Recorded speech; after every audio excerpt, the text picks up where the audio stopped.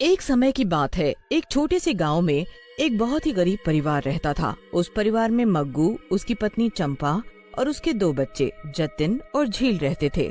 मग्गू बहरा था और चंपा अपनी बेटी झील के साथ ढोल बजाने और गाने का काम करती थी। वो दोनों चाहते थे कि उनकी बेटी भी यही काम करे, पर झील को ये काम बिल्कुल पसंद नहीं था। झील का हमेशा इस बात पर अपने माँ बाप से झगड़ा हो जाता था। एक दिन की बात है जब चंपा झील से बोलती है, कल गांव में सरपंच के बेटे का एक बहुत बड़ा प्रोग्राम है। उन्होंने हमें कल गाने बजाने के लिए बुलाया है। माँ, तुमको पता है ना, मुझे ये सब काम पसंद नहीं है। मैं तो कहती हूँ कि आप भी ये काम छोड़ दो। बेकार की बकवास मत करो, समझी? ये हमारी रोजी रोटी है, इसी से हम जी पा रहे हैं और तुम इसको बंद करने की बात कर रही हो। ठीक है, तुमको और बाबा को जो करना है करो, पर मुझे इस काम को करने को मत बोला करो। मैं भी जतिन की तरह पढ़ना चाहती हूँ, कुछ बनना चाहती हूँ। क्या करेगी पढ़ लिख कर? हमारे साथ काम कर और पैसे कमा, ताकि तेरा भाई अच्छे से पढ़ लिख कर कुछ बन जाए। क्या हुआ माँ, पढ़ने दो ना दीदी को भी, उनका भी तो मन है। तू चुप कर, समझा? और तू कल मेरे साथ चल रही है, चाहे तेरा मन हो या ना हो। झील वहाँ से उठकर चली जाती है और एक नदी के किनारे जाकर फूट फूट कर रोने लगती है। कैसी जिंदगी है मेरी भगवान, इससे अच्छा तो मैं पैदा ही ना होती। मैं पढ़ना चाहती हूँ, कुछ बनना चाहती हूँ, और मेरे माँ बाप मुझसे ढोल बजवाते हैं। गाँव की लड़कियाँ मेरा मजाक उड़ाती हैं। मेरे अलावा कोई लड़की ये ढोल बजाने का काम नहीं करती। कुछ करो भगवान, जो मुझे ये काम ना करना पड़े। रोते रोते झील वहीं सो जाती है। सुबह होती है तो उसकी माँ उसे चिल्ला चिल्ला कर उठा रही होती है। झील, झील, उठ जल्दी, हद कर रखी इस लड़की ने। मैं तो इससे दुखी हो चुकी हूँ। तुझे कुछ शर्म वरम है कि नहीं, जो रात से यहाँ पड़ी है? मैंने पूरा गाँव ढूंढ लिया। मुझे यहाँ अच्छा लग रहा था माँ, पर तुमने आने में इतनी देर कर दी कि कुछ नहीं हो सकता अब। कैसी पागलों जैसी गोल मोल बातें कर रही है। चल अब घर चल, घर का काम कर, पूरा काम पड़ा है।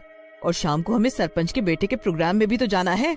हाँ, मुझे याद है। झील घर के कामों में लग जाती है। पूरा दिन उसके ऐसे ही काम में निकल जाता है। शाम हो जाती है और बाहर अंधेरा होने लगता है। चंपा और मग्गू दोनों सरपंच के घर जाने के लिए तैयार हो जाते हैं। चंपा ढोल लाकर झील को देती है। पकड़ अपना ढोल और जल्दी चल। ठीक है माँ। झील और उसके माँ बाप सरपंच के घर पहुँच जाते हैं। वहाँ अच्छा खासा प्रोग्राम चल रहा होता है। झील, चल ढोल बजाना शुरू कर। झील ढोल बजाना शुरू करती है। वो इस बार हमेशा की तरह ढोल नहीं बजाती, बहुत ही अलग अलग तरह से ढोल बजाती है। लोग उसके ढोल की आवाज सुनकर एकदम मदहोश हो जाते हैं और पागलों की तरह नाचने लगते हैं। झील ढोल बजाते बजाते एक चुड़ैल में बदल जाती है और इतनी तेज ढोल बजाती है कि बच्चे, बूढ़े, जवान हर कोई उसके ढोल की आवाज पर नाचने लगते हैं और इतना नाचते हैं कि बेहोश हो जाते हैं। किसी को नाचने में होश ही नहीं रहता कि ढोल झील नहीं बल्कि एक चुड़ैल बजा रही है।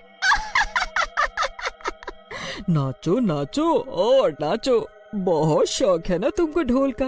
अब नाचो और नाचते रहो। चुड़ैल पागलों की तरह अभी भी ढोल बजा रही होती है और रुकने का नाम ही नहीं लेती। ढोल की आवाज सुनकर बस मग्गू नहीं नाच रहा होता, क्योंकि वो बहरा होता है और उसके कानों में ढोल की आवाज ही नहीं पड़ती। वो अपनी आँखों के सामने झील को चुड़ैल में बदलते देखता है, जिससे वो एकदम सदमे में खड़ा रहता है। उसकी इतनी हिम्मत भी नहीं होती कि वो कुछ कर सके। चुड़ैल का ढोल बजाना अभी भी बंद नहीं होता और उसके हाथों से खून तक टपकने लगता है। ये इस झील को क्या हो गया है? मैं क्या करूं अब? ये सब लोग भी बेहोश हो गए हैं, कुछ समझ नहीं आ रहा। एक काम करता हूँ, मैं घर जाकर जतिन को बुलाकर लेकर आता हूँ। मग्गू जल्दी से चुपके से घर की तरफ भागता है और घर जाकर जतिन को अपने साथ चलने को समझाता है। आप क्या इशारे कर रहे हो? मुझे कुछ समझ नहीं आ रहा। एक काम करता हूँ, मैं आपके साथ ही चलता हूँ।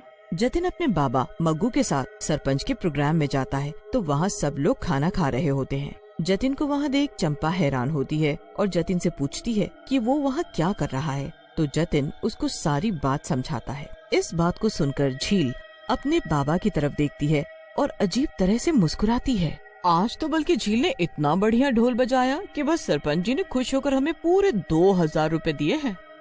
सब लोग घर जाते हैं और घर जाकर मग्गू जतिन और चंपा को बहुत समझाने की कोशिश करता है, पर वो दोनों कुछ नहीं समझते। उन्हें मग्गू की बात पर यकीन ही नहीं आता। फिर सब सो जाते हैं और अगली सुबह चंपा झील को जोर जोर से आवाज देने लगती है। झील, झील, मेरे सर में दर्द हो रहा है बहुत ज्यादा, जरा चाय तो बना कर आ। इतनी आवाज देने के बाद भी झील नहीं आती। चंपा फिर गुस्से में उठती है और झील के पास जाती है, पर झील तो बिस्तर पर होती ही नहीं है। अरे ये कहाँ चली गई सुबह सुबह। चंपा और मग्गू उसे पूरे घर में ढूंढ लेते हैं, मगर वो कहीं नहीं मिलती। दीदी वहीं नदी के पास तो नहीं चली गई? चंपा फिर नदी के पास जाती है तो झील वहीं सो रही होती है। झील, झील, उठ, हद हो गई है तेरी, तू आज फिर यहाँ कर सो गई। तुम आई नहीं मुझे लेने, मैं इंतजार करती रही, अब तो तुमने देर कर दी है। सच में बहुत देर हो गई है और घर का सब काम पड़ा है। हाँ, सच में बहुत देर हो गई है और घर का सब काम पड़ा है। जल्दी चल और काम खत्म कर, फिर हमें ढोल बजाने भी तो जाना है। चंपा झील को घर ले जाती है। झील हमेशा की तरह काम में लग जाती है